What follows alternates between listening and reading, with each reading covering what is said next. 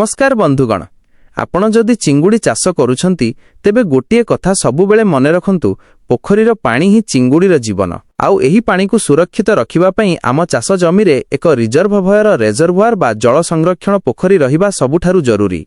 काहींकी जानंती, धरिनियंतु Bahru आसुथिबा पानी रे कोनोसी जीवाणु बा रोग अछि, आउ सेही पानी को आपण सीधासळख चिंगुड़ी पोखरी को छाड़ी देले कोन हेबो?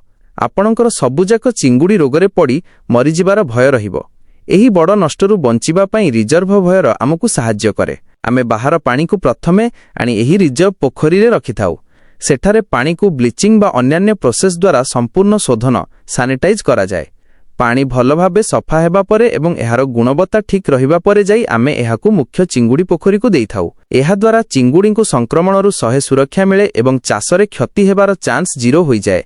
तेणु सफल चाषी हेबाकु गले निज फार्म रे एक रिजर्वोयर निश्चय बनांतु। चाष विषय रे एमिति आहुरी दरकारी कथा जानिबा पई आम सह जोड़ी होई रुहंतु।